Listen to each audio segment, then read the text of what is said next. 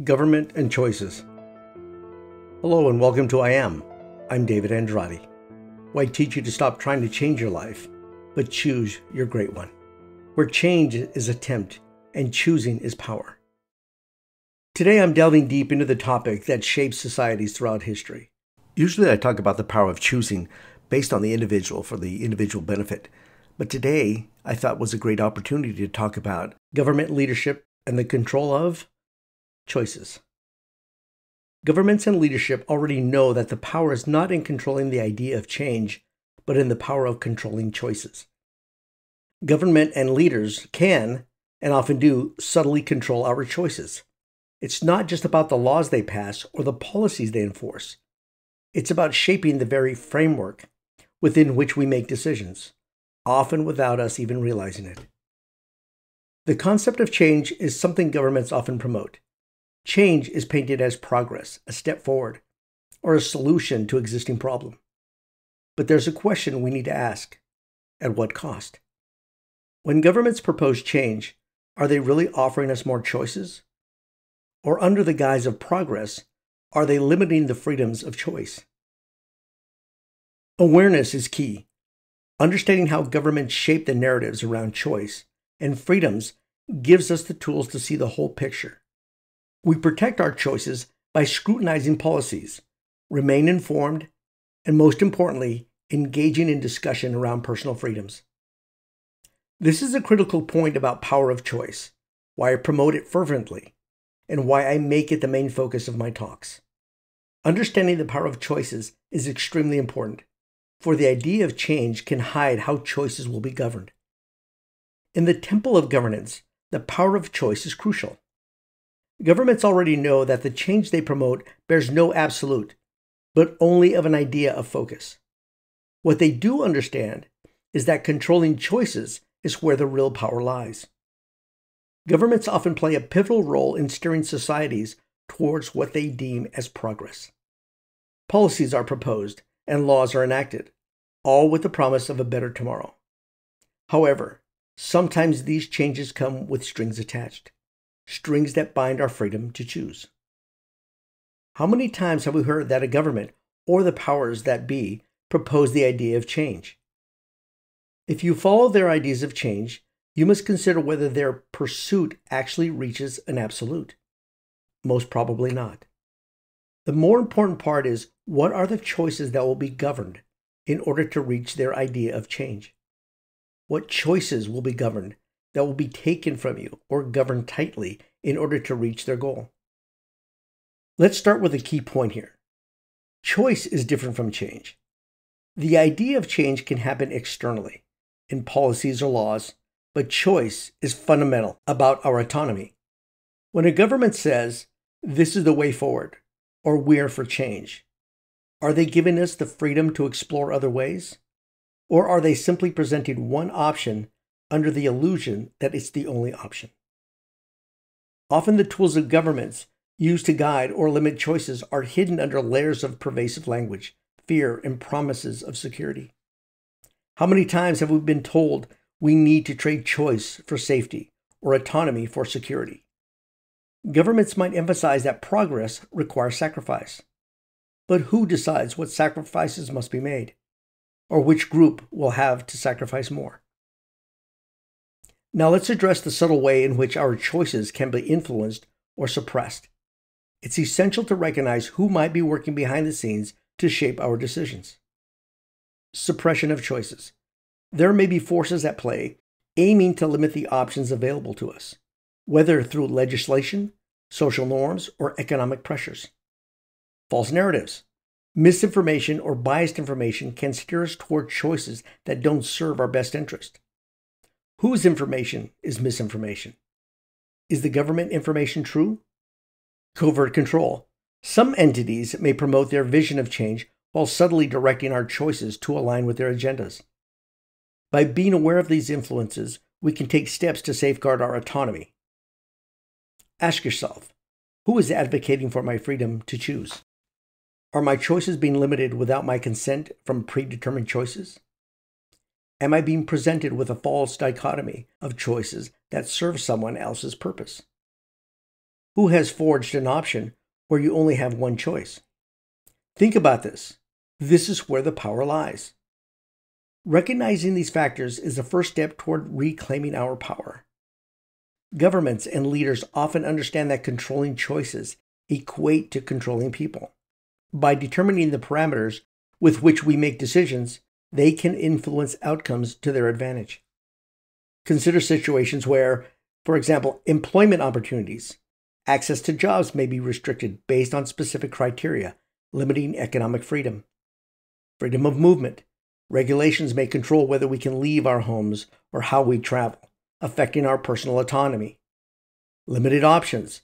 Our ability to decide freely is compromised when only specific choices are presented and alternatives are excluded. This is the cost of blind acceptance. If history teaches us anything, is that we should be wary of any initiatives that limits our choices in the name of change. It's essential to ask hard questions about the balance of control and freedom. Are we gaining a better society or sacrificing our autonomy piece by piece? It's crucial to remain vigilant about who is controlling the narrative around us. By questioning and seeking clarity, we protect our right to choose.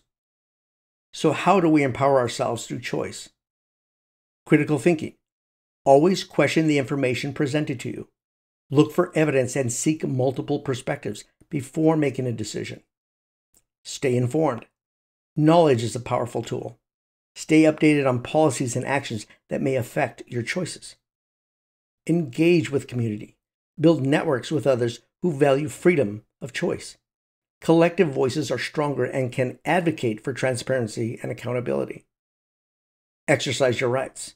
Use your rights to vote, speak, and assemble to influence decision-making processes. Create your options. Don't be confined to the choices presented to you.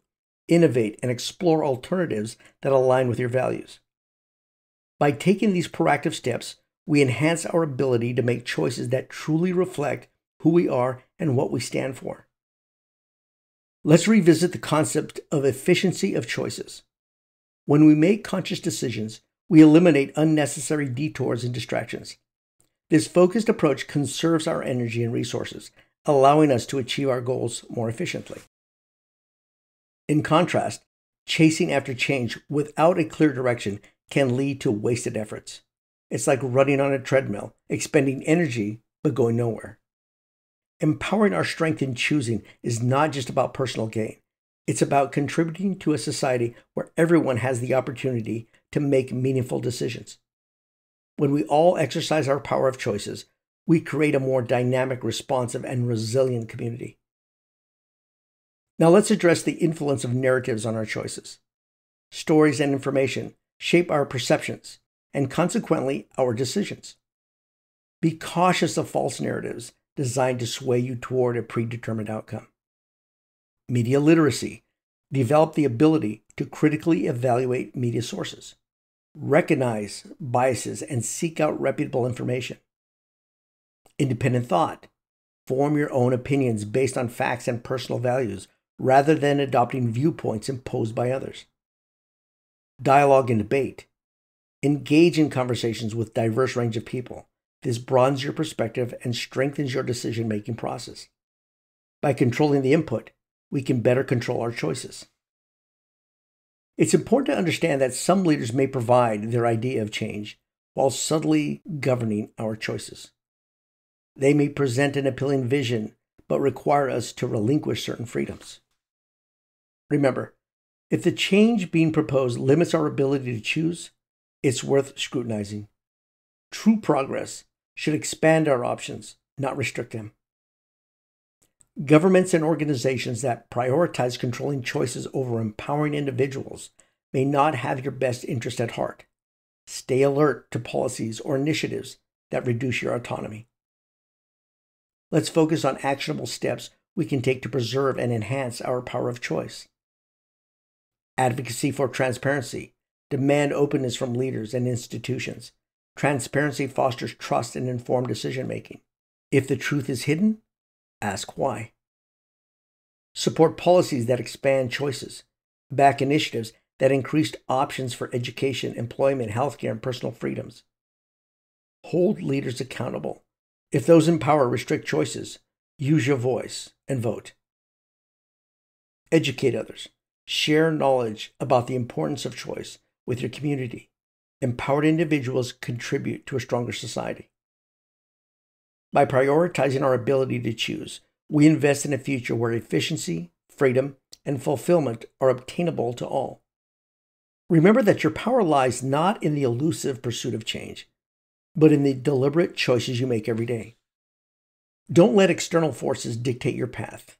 Instead, embrace the efficiency and empowerment that come from making conscious decisions aligned with your true self. Ask yourself, am I making choices that reflect my values? Are my options being limited by others? How can I take back control of my decisions? Every day presents us with a multitude of choices. These choices, big and small, shape our lives and the world around us. Choices inherently seek efficiency. They streamline our path and make our efforts more effective. Where we focus on making deliberate choices, we create lasting efficiency that propels us forward. On the other hand, the relentless pursuit of change can be draining. It often involves chasing after ideals that remain just out of reach, consuming our time and energy without yielding tangible results. Let's take a moment to reflect.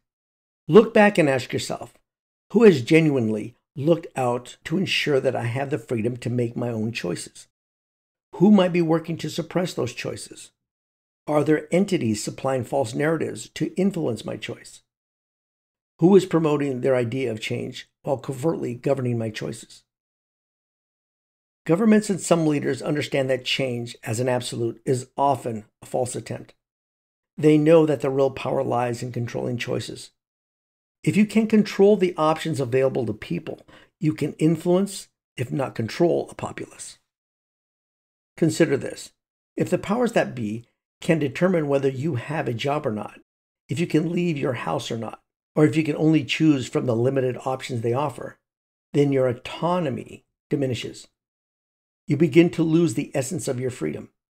When we lose the freedom to make our own choice, we risk losing more than just options. We risk losing our agency and self-determination. At the I Am Method, we believe that empowering our strength in choosing is where true liberation lies. It's not about waiting for change to happen, but about actively making choices that align with our true values and aspirations. When we focus on our choices, we become more efficient. Choices streamline our efforts, eliminating the wasted time and energy that often accompanies the pursuit of an abstract change. By making conscious decisions, we create the path forward to our goals. Choices make efficiency last longer because they are conscious, deliberate, and intentional. They are based on awareness of mindfulness, core principles of the I Am Method. Intentionality. By setting clear intentions, our choices become purposeful, leading to more effective outcomes. Awareness. Understanding the factors that influence our decisions allows us to navigate through misinformation and external pressures. Mindfulness. Being present in the moment ensures that our choices reflect our true selves, not the imposed will of others. In contrast, the pursuit of change often lacks this efficiency. It can be directionless, fueled by external promises rather than internal convictions. This can lead to frustration and a sense of futility when the anticipated change doesn't materialize. Now, step back and ask yourself, step out of your bubble of belief for one moment and ask yourself, are we as a whole better off right now on the promises of leadership? Are we more united in whole on promises of leadership? Are we healthier as a populace because of leadership? Is our cost of living better because of leadership?